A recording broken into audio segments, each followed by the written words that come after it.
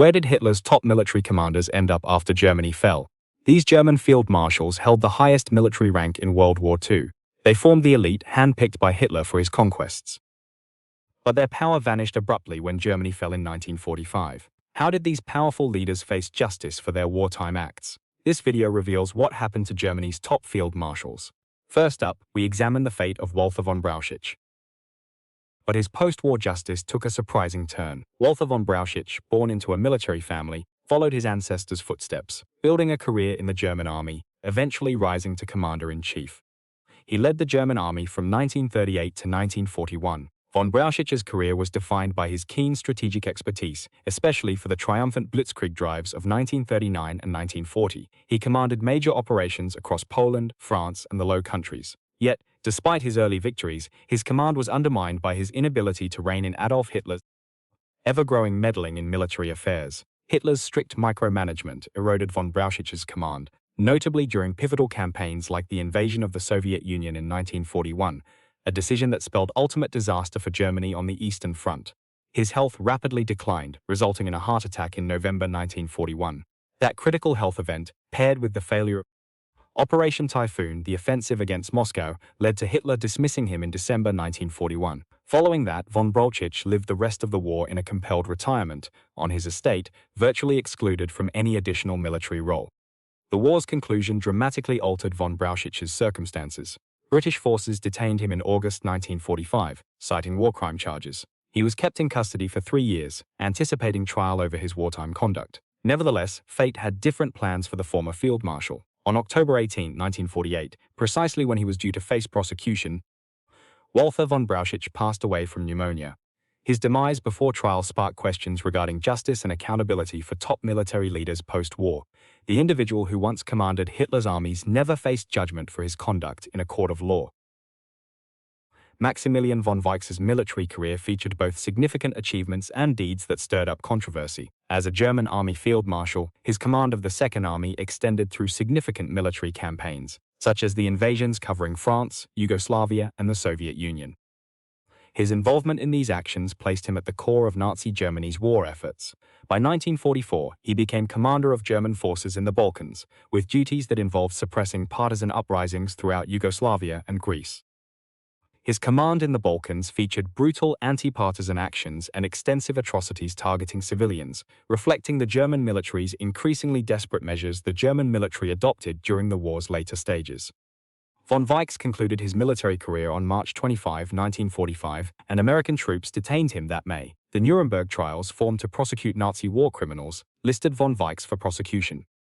He was specifically set to take part in the U.S. Army hostages trial, facing accusations tied to the suppression of partisans within the Balkans. Then, in an unexpected turn, von Weichs was withdrawn from proceedings before any judgment or sentencing. The official stated reason was medical grounds, a justification sparking ethical queries regarding war crime accountability.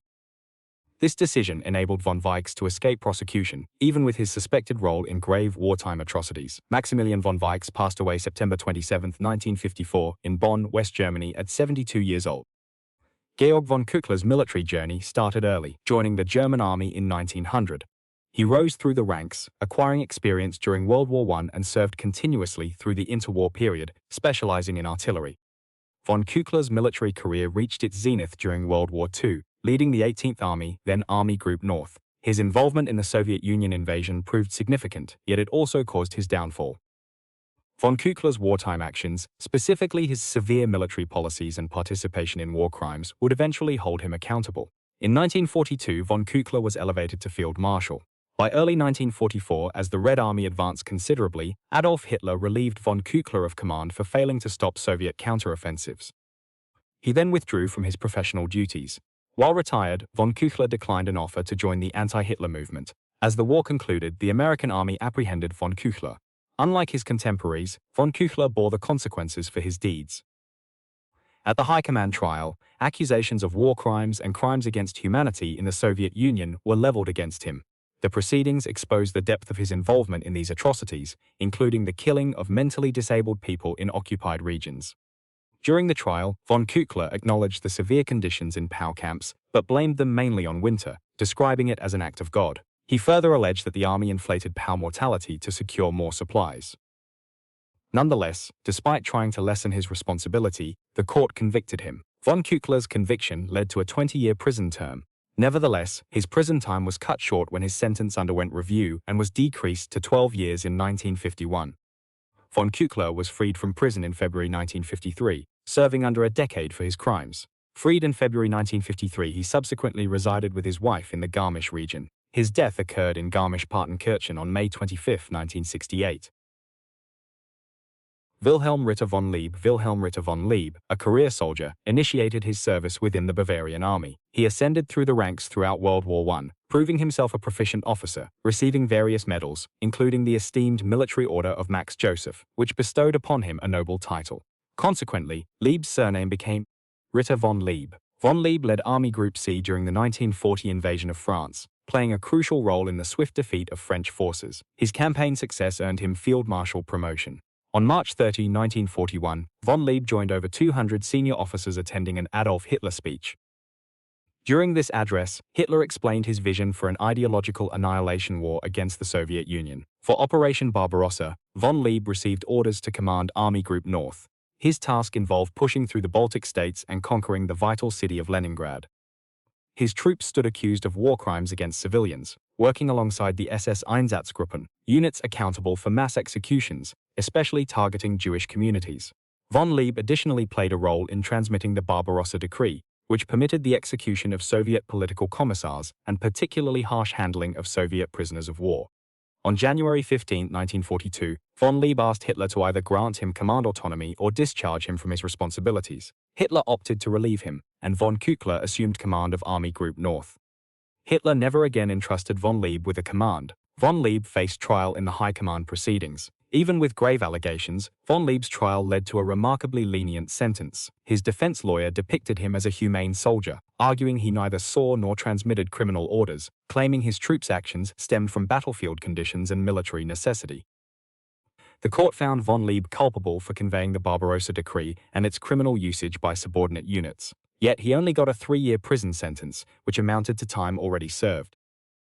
The verdict declared, no criminal order bearing his signature or stamp of approval was presented as evidence, where certain high-ranking officials were given light penalties. This outcome arguably threatened the core tenets of responsibility and resolution, which the legal proceedings were intended to safeguard.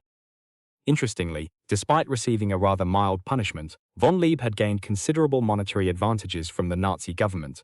Among these were concealed presents amounting to 250,000 Reichsmarks, as well as a property worth 660,000 Reichsmarks. This implied a degree of involvement and compensation for his allegiance. Once freed, von Leeb returned to his family estate in Hohenschwangau, Bavaria, where he later died in 1956 after suffering a heart attack. Paul Ludwig von Kleist belonged to a military lineage with an extensive record of service. His military service extended across both the First and Second World Wars. Von Kleist gained notable recognition for his command in the initial Blitzkrieg operations. During the 1940 invasion of France, he led the 1st Panzer Group, guiding a swift armored push that cut deep into French defensive positions, ultimately aiding in a rapid German triumph. Von Kleist took part in Operation Barbarossa during 1941, leading the 1st Panzer Army. He guided his forces through several of the biggest tank engagements ever recorded, such as the surrounding of Soviet troops at Oman and Kiev. These military actions caused substantial losses for the Red Army, also assisting the early German push into Soviet lands. Yet, his campaigns within the Soviet Union furthermore highlighted the constraints of German military approaches, as supply issues and the severe Russian winter eventually brought the attack to a halt. Von Kleist's career saw a major change in 1942 as he was made commander of Army Group A for the Caucasus Offensive. His units were assigned to seize the crucial oil fields of that area, but the mission struggled due to the overextension of German assets and intense Soviet opposition. By early 1943, the German forces had to pull back from the Caucasus, which signaled a key turning point in the war. On March 30, 1944, following several withdrawals and setbacks, von Kleist was removed from command by Hitler, who steadily lost faith in his military leaders. Ferdinand Schorner subsequently replaced him. After the failed plot to assassinate Hitler on July 20, 1944, commonly referred to as the 20th July plot, the Gestapo then implicated and detained von Kleist. The reason for this was his cousin's connection to the Oster conspiracy. Nevertheless, von Kleist avoided being tried and was later set free, despite his arrest. Once the war concluded, Allied forces apprehended von Kleist and delivered him to Yugoslavia, receiving a 15-year prison term there due to war crimes. He was subsequently transferred to the Soviet Union, where he faced charges for war crimes concerning his commands on the Eastern Front. Von Kleist was handed a 25-year sentence at a correctional labor camp. His concluding years were passed in Soviet confinement. On November 13, 1954, he succumbed to heart failure while held at Vladimir Central Prison. This made him one of the most senior German officers to perish in Soviet custody. Let's discuss Wilhelm List. Once World War I concluded, Wilhelm List, like many others, stayed in the smaller Reichswehr, aiding in the modernization of Germany's military despite the Treaty of Versailles constraints. As World War II commenced, List had a vital part in the 1939 German invasion of Poland. His achievements in that operation won him Hitler's approval. By 1940, he had been promoted to Field Marshal. A prominent assignment for List was commanding German troops during the 1941 Balkan campaign. He led Army Group A, playing a critical role in the invasions of Yugoslavia and Greece. Yet, List's participation in the Balkans also ties him to the more grim realities of the war. This area witnessed savage repression, widespread killings, and harsh retribution against partisans and civilians. Even though List's direct participation in these cruelties is still debated, his rank as a commanding officer undeniably ties him to the war crimes perpetrated by German units under his leadership. List's career came to a sudden halt in 1942 amid Case Blue, the German summer offensive on the Eastern Front. Assigned to take vital oil fields in the Caucasus, his units encountered logistical hurdles and fierce Soviet opposition. After the operation struggled, Hitler relieved List of his command. Subsequent to his dismissal, List did not resume active service. Allied forces subsequently apprehended him, and he was then tried during the hostages trial, where several German generals faced prosecution for war crimes committed in the Balkans. List was given a life sentence in 1948, yet he was freed in 1953 due to his deteriorating health. Despite this, he lived for an additional 19 years, ultimately dying on August 17, 1971, when he was 91. Alright, that's all for now. We appreciate you tuning in. We trust you considered this video insightful. If you enjoyed discovering more about today's subject, then be sure to watch our video on the fates of German generals following World War II. Please remember to like this video, subscribe to our channel, and activate the notification bell for updates on additional World War II content. We look forward to seeing you in the next video.